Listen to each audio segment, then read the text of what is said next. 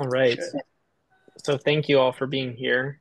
Um, I wanted to start today talking about the border crossing group and then talk a little bit about the asylum seeker sponsorship and then Love Your Neighbor Week.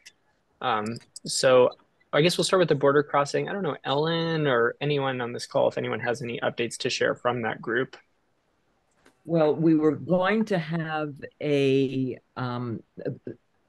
last Sunday's service at the Unitarian Society was supposed to be some of the youth who did the border crossing, Charla, etc. But given what was happening last Sunday, we went to virtual only, and that's been put off a week. So I know very little other than some photos I've seen, and apparently it went extremely well. The Hmm, kids from Trinity and the kids from UU had what I understand, had a very, very positive experience. But unfortunately, we did not get to hear them in person because we were all sort of floating away on Sunday. Yeah. Yeah. Our church was canceled. I have hmm. never heard of an Episcopal service being canceled before, but it was. St. Mike's University Church was canceled last Sunday. Yeah, What? Julia and Charlotte pulled this together in less than a day to do a full service online. It just wasn't the service we were anticipating. Yeah, yeah, yeah. wonderful. Well, Okay. Hillary said that they were there only one day Yeah, instead they of two. yeah, But there's been a they, lot of conversation now to change it to just one day. I think the logistics and dealing with whoever is running the shelter now, right, it's too complicated. So one long day as opposed to crossing, going back, seems to make a whole lot more sense. right. The other thing she said is that the group, the total people there has become much less. It's only 120. And Interesting. many of them are getting across the border. She said at one, I think she said at one point, 40 people a day were getting across. Huh. What do you know what they attribute that to? No, she was just giving me little comments. Okay. We had heard that also, but I don't know why it's happening. Right. But the total numbers at La Cobina have dropped from like 400 to 125 or something like Wow. that. Really, Yes. really significant Yes. drop. And nobody seems to know where Alta Gracia is, which is she Okay. was um, the terrifying person running this running the shelter. Okay. And when you talked about the change in leadership has is part of the reason why they only want to stay for one day, has that caused issues or No, I don't think so. I mean, okay. I suspect, but I'm not sure that the service that was supposed to be last Sunday will be this Sunday, and it'll be on. You can zoom into it. Okay. So if you're interested in the report and hearing from the kids, that's something to do. And I Okay. I can ask her if she knows exactly why the decision was made to Sure. to come back to one day. Okay. So Altagracia isn't there anymore. Is that the situation? I don't think she was there this time. It's her role is so unclear, Mm-hmm. but I don't think she was there the last crossing, the last. All right. Try and watch the video from next week. Mhm. Well, thank you, Ellen. So then I wanted to talk about the asylum seeker sponsorship. it's been a couple weeks since we talked about this, but just a reminder that we wanted to consider possibly supporting the youth that are going through the Immigrant Legal Defense Center's special immigrant juvenile status applications. And so there's a couple different ways this could work. One of the big issues, though, is the question of whether people who are not family members can actually serve as sponsors for those youth. And so I know, Molly, you said that probably won't be decided till later this month. Yeah, February 23rd is the hearing date for the case where ILDC is, seeking the SIGA status for this young immigrant who's being sponsored, or I'm unclear whether it's a sponsorship or a guardianship, but in any event, a non-family member. And so and I double checked yesterday to be sure that that was still the date, and it is. If it's going to be an in-person hearing, I'll probably try to go myself because I'm curious to see how that goes. And so we just have to wait till then and see. If the judge raises any issues about that, then it's makes a complexity. If he doesn't, then we're gonna, Jaleesa and I, together with you, Landon, we'll figure out a way we could package this to, bring it to ISA to see if people are interested in taking this on as a project. Yeah. But that's only if we get a thumbs up from judge that this is a possibility. Exactly. And I think what we talked about then is if the judge says no to that, then we would also look at, are there other ways that we can come around the special immigrant juvenile status youth besides sponsoring them if we can't directly sponsor them? And so that's still to be determined. The only other thing that we could do, but this is kind of a stretch, we could develop a sort of big brother, big sister situation where we, are in communication with the family or friends that they're living with to provide extra kind of oversight and supervision. But I'm not sure that that's going to be an appropriate role. I mean, we're hiring a social worker at ILDC, and the social worker will be, coordinating some aspects of that. I mean, we might, once we have a social worker, Jaleesa and I will talk with that person and see if there's any role, for other volunteers. Okay, thank you. When is the social worker coming on staff? As soon as we can find one. Great. Yeah. Yeah. All right. So our next meeting is on the 22nd. So we still won't have an answer then, but we'll hopefully know in a couple of meetings.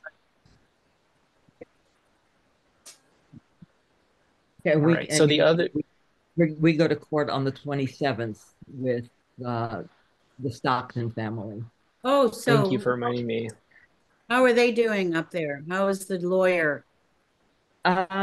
Still unclear about the lawyer. The lawyer is in LA. I mean, she had been at Golden Gate University, but somehow got another job in Los Angeles, so she has not. Oh, really? So she's not up there anymore. But I think she will be up there on the 27th. 5 of us are going. Right. We're actually, John Altman will be bringing the family from Stockton to Berkeley. We'll all stay over in Berkeley because who wants to stay in San Francisco? We can't afford it, number one. Then we'll take them the next morning to court in San Francisco. Don't know how long we'll be there. It's just this is the hearing that simply is, I'm here. That's it. Yeah, that's right. It's not the merit hearing. Yeah. It's not the merit hearing, but hopefully a date will be set. Right. For the next step. Mm-hmm. We are still anxious to figure out some way we can get them down onto the Central Coast and out of Stockton, but afraid to do anything that would endanger their hearing status in San Francisco because we don't want them in the Los Angeles immigration court. Right. So that's sort of a side issue. They're doing quite well. I think they're concerned about this upcoming hearing, but they were more concerned about navigating San Francisco, so they feel better that they'll be, Right. school there will take care of them. And so they were here. Let's see, Joan had her surgery on the 22nd. They were here the weekend before, so about 2 weeks ago. And remind me, why did they or you believe that they shouldn't be handled by the LA immigration court? Because of the numbers. LA is much more inclined to decline asylum requests than San Francisco. We did a lot of work on the statistics. Really? Yeah, because you can look at individual judges. Did you look at individual judges? We think they've pulled a good judge in San Francisco. Right. Okay. But if you compare the statistics of the two courts, Right. The percentage. Right. the percentages of approvals in San Francisco are way higher.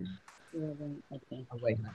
And we already told you about the work permit, that the only work permit they got was for their 5-year-old.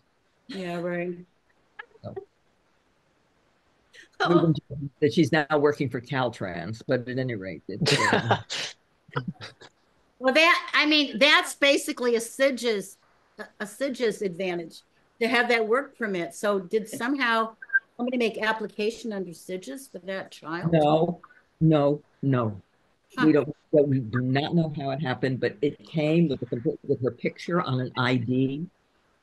I mean, it was very clear this is a 5-year-old. Yeah, exactly.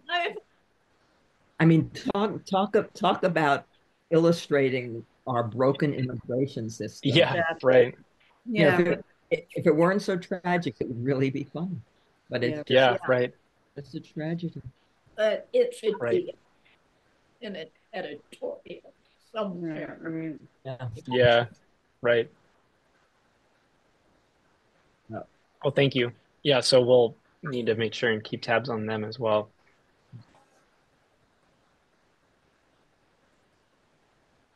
So I was also hoping to talk a little bit about Love Your Neighbor Week. And I kind of wanted to just throw out to you all some options here. Let me pull up my spreadsheet and then do a little zoom in.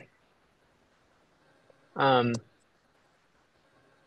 did a little look at the Interfaith holiday calendar just to see, when are available weekends for this kind of event.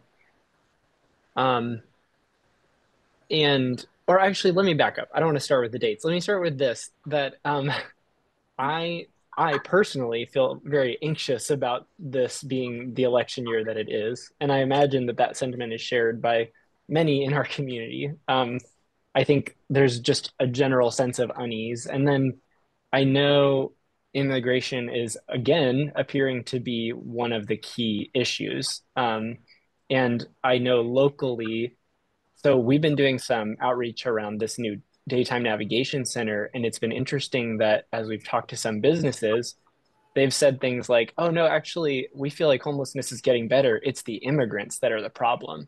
So even locally, I'm hearing that kind of rhetoric, and I feel like I haven't heard that in a while. And so I think if there's ever a year to do Love Your Neighbor Week, I think this is an important one. And I'd really like to be strategic about how we do it because of our climate this year.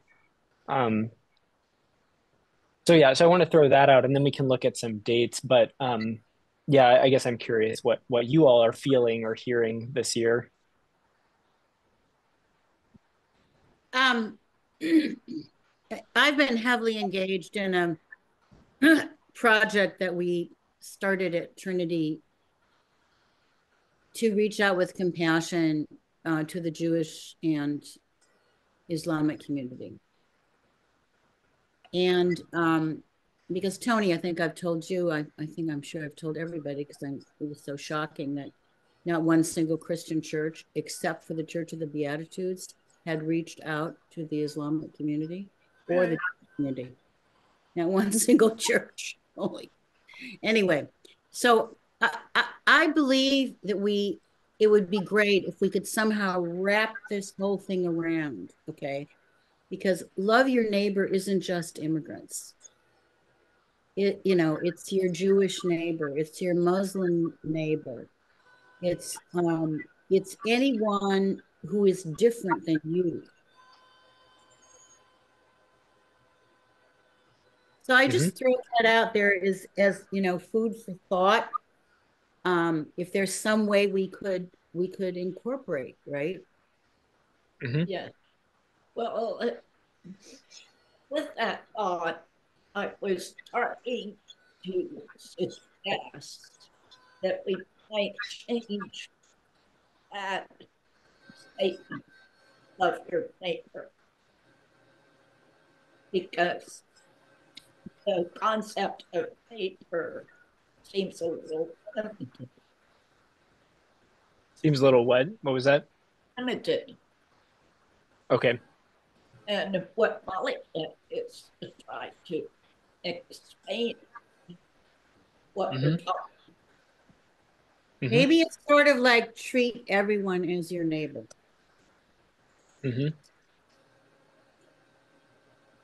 Or I haven't given it a lot of thought, to be honest with you. It's just, for me, a concept that I think we should incorporate more than. Oh, yeah. More than the immigrant community. Yeah, I do think it's interesting in the Christian tradition that phrase "love your neighbor" is in the context of Jesus saying, he's asking them, who do you think your neighbor is?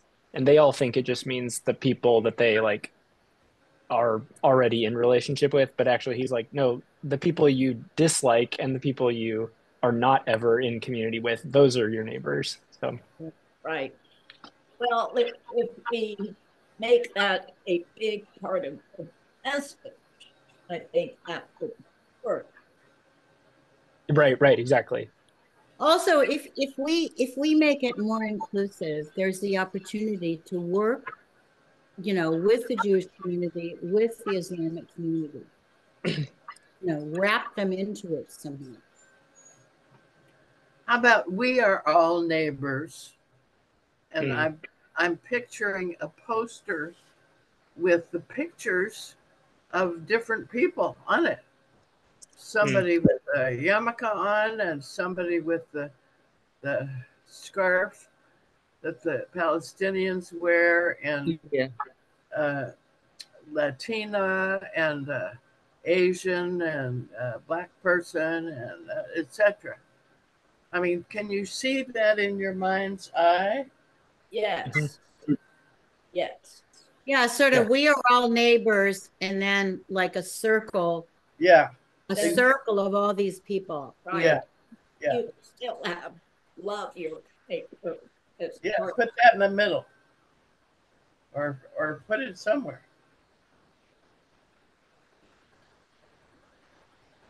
Let's see, for example, I mean, this requires, a bit of thought here, but for example, the Islamic Society is inviting people to Friday prayers.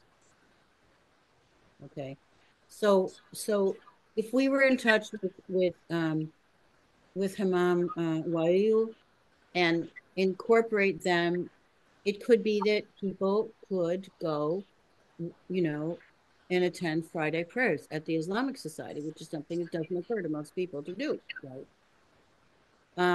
I mean, obviously we'd have to talk to B'nai B'rith to see how they would want us, right, to incorporate in a way that's comfortable for them, right?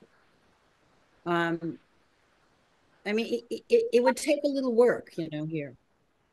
It would, yeah. Yeah, I think we would need to, if we did expand it, which I think could be a good idea, we would need to enter into it very clear that means we would really need to expand who's helping to plan it. And that can be hard because we would have a lot of voices. Like, I think we would, if we were trying to really make this inclusive, we would want to invite groups like Healing Justice. We would obviously want to invite the faith groups you were talking about, Molly. So we just expand how many people are how many cooks are in the kitchen, which is not a bad thing, but Well, I mean, there's a way to do the cooks by having them just contribute whatever recipe they like, right? mhm. Rather than having them in the kitchen, if you know what I mean. So if we had a planning group and we could divide up who makes contact with the Islam community, who makes contact with the Jewish community, and then come together and see how to work it out. I mean, Mhm. I don't think that's unworkable unless anybody else thinks it is. I mean, I think it could work, you know. Mhm. Yeah. I'm happy. I'm going to be gone from the 15th of May, and I don't know what dates we're talking about. And I'm going to be like out of Santa Barbara during most of March, but that doesn't mean I can't do anything, you know. So I'm happy to do whatever I can do. So let's actually talk about dates for a second, because I think that could determine some of this, of how we frame it. These are, I started listing weekends that don't have any major uh, faith holidays from any Mm-hmm. of the, at least as far as I could find. I also included the weeks of the actual national conventions, just in case we wanted to orient it around those. Mm-hmm. I also thought it was interesting that the presidential election actually falls on the week of Sukkot, as well as Diwali and All Saints Day. Um, Oh, good. so I know. So I think it's interesting. I think there's a case to be made that that's not a good idea to plan an event that week anyway. But also, I think you could make the case that could be really cool, um, because that will be probably the most high anxiety time for our community to try and promote this message. But I would rather express our anxiety well before the election, which may help Yes. encourage people to vote. Okay, Mm-hmm. yeah, You know, I think we should do, I'm not happy doing something during the election week because I'm going to be busy probably trying to make plane reservations to flee the country. Right. that's fair. That's totally fair. We're going to Canada. I like the week of April 11th through 21st. It's kind of far. Is it far from Easter? Is it not right after Easter or something? I think it's like 2 weeks after Easter. Yeah, it is. Um, It's is that close enough to the election? I mean, we don't have to orient this whole thing around the election. I think for God. me, the election is Don't a want. big, yeah. Yeah, Passover I starts on the 22nd. Passover starts the evening of April 22nd.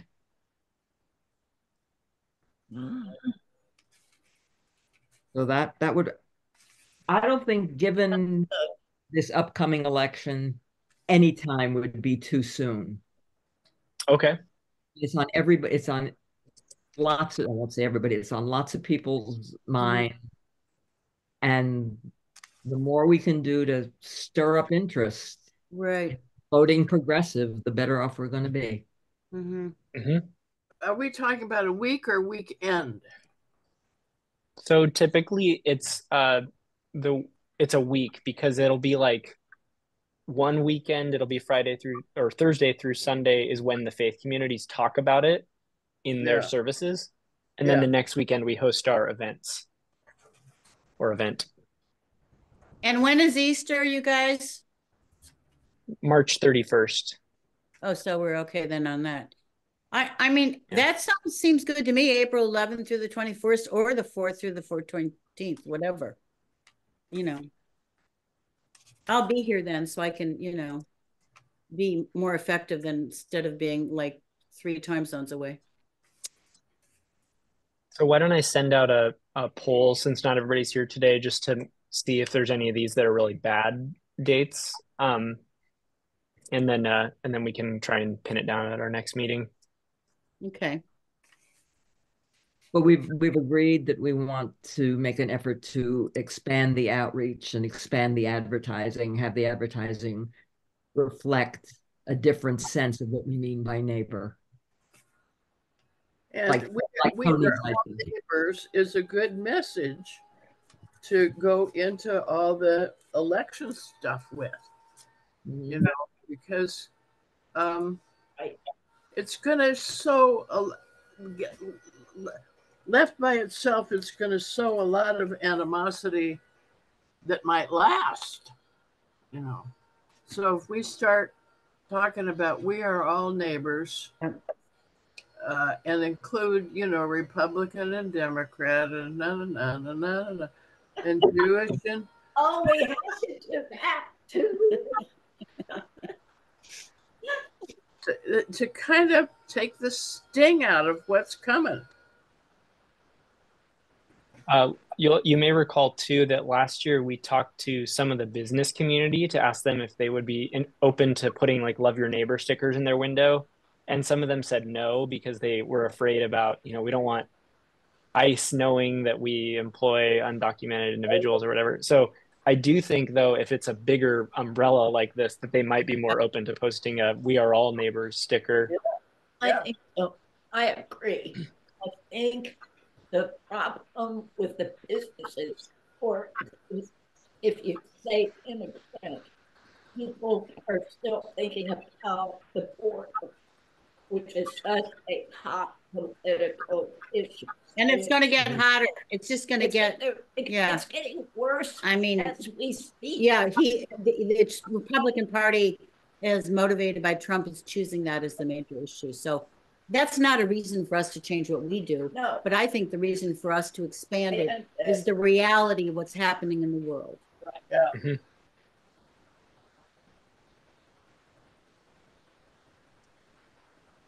Well, I like that we are all neighbors, and of course, I'm filling in my head the photographs of different people. Mm-hmm. I would even have somebody with a MAGA button on, and somebody with a Free Palestine button on, and I mean to kind of enlarge it a little bit. Well, I mean, let's try to avoid political,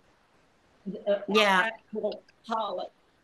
I agree. I think it's the humanity side that's important here. And the people, not their belief, not their necessary. Because I know from working with these two communities now, because of the Middle East, I mean, there are just many hot buttons that are, you know, present. But if you're talking about human beings, it's a different thing. So people of different ages in the pictures of the photos. Yeah, we could have different ages, adults, children, you know. Lots of diversity that we can show without showing some political beliefs. Yes. And people, you know, people of color, you know, people of Asian descent. I mean, there's a way to make that circle really, you know, inclusive, you know. Yeah. There's a really neat, if any of you have ever been to, I think it's the Cathedral of Our Lady of Angels in Los Angeles. They have they have a modern tapestry that was made in the last decade of, it's pictures of the saints, but they're among just people that the artist saw at Starbucks one day. Right. So there's you know, young kids, there's a gentleman who is experiencing homelessness, and then interspersed among them are the saints. So I just kind of see that sort of image. Yeah, that's really cool. It's still there. Is it permanent? Last time I was there, I don't know, maybe 5 years ago, and it was there. So I don't know. I'll see if I can find a photo to send you. Of course, Catholics would recognize the saints. Right. I'm not suggesting that we should include Christian saints. It's the concept of normal people surrounded by all these normal people. That sounds really good. I mean to say, you know, people that are, well, I'm getting myself in trouble. Never mind. Right. Right. Yeah, I don't mean to suggest we should include the Christian saints in this. It was more just the concept of having a broad spectrum of people. Yeah, broad spectrum. Right. Exactly. Okay, this is really great. I feel excited about working on this. I think partly because for me, I want this in our community because I feel like I need it this year. So I feel excited about working on it too. Because of, as I say, the Christian makeup here mhm. didn't do. Yeah. Yeah. All right. Well, I'll send out a poll to try and pin down some dates for that, and then we can maybe next meeting we can start sort of determining who are the groups we really want to outreach to try and begin including more in this planning process. And on the steering committee, we have, the woman, her name escapes me right this second, from SB Cares. So, we have Right. already, some Mary Sudham. Mary, that's Yeah. right. And So, I'm from the Unitarian Society, but I'm Jewish. okay, well, there you go. Okay, all right. There. Yeah. And I know, I mean, a good friend is on the board of the Islamic Society, and I do know the imam also, and we can find a way to have enough conversation with different groups that we can make something meaningful. I really. I'm not quite sure how we would represent this, how this would be represented pictorially, but I'd like us also to be sure we include people who are having mental health challenges. And Okay. Yeah. I'm not talking about necessarily people who are without homes, but people who are just, that's a community that is often hidden to us. Yeah. Yeah. Yeah, that's right. Yeah, we'd have to figure out how to do that. We have to figure out how to do it, even if it was just a little part of a larger poster that had the mental wellness center and sanctuary house, just their symbols or something there Yeah. to Yeah. just know that we're paying attention, that these folks are our neighbors too. Right. Yes. Yeah. It's a hidden diversity. Yeah, it's a hidden diversity. Mhm. So maybe we can contact that really great artist who did the poster, our great poster that people kept framed and everything. Yeah. If we do a really great poster and Right. people keep it, then it becomes, something important. And a poster that the shopkeepers and merchants, Yeah. people would be proud to Right. display. Yeah. It's talking about their community too. Yeah. No, I have the name of that artist because I got it from Julia. Mhm. And because we were going to use that artist for something at Trinity, it didn't work out. I've forgotten why. But yeah, I mean, I think it'd be worth it to go to that artist and see. Maybe when we get a date, we have another meeting where we're actually concretizing what it is we want this to Yeah. be, and go with Right. solid ideas Yeah. to the artist. Yeah. Not to tell the artist what to do, but this No, is no, Right. no. And this what artist, we want to project. he's very conceptual with, I mean, those posters he did were fantastic. Yeah. Yeah. Or he could use photographs, and work Mhm. those into. However he thinks it would work best. Yeah. Yeah. He can, he'll give us a proposal and we'll, take a look and whatever, we'll see. Right. That was all I had on our agenda for today. Did anyone else have anything else you wanted to bring up? Ellen, are you in touch with Mary? No, I'm not. Okay, I just hope she's okay. There's, She emailed and sent her regrets that she couldn't attend today. So I definitely want her here when we hear back from the ILDC, because I know that SB Cares has a vested interest in trying to figure out whether they can be a part of the sponsorship program. right. But yeah. Okay. Okay. Well, thanks everybody. It's good to be with you all. Take care. Thank you, Have a good Landon. rest of your week. Bye bye. Thank you. Bye-bye. You all.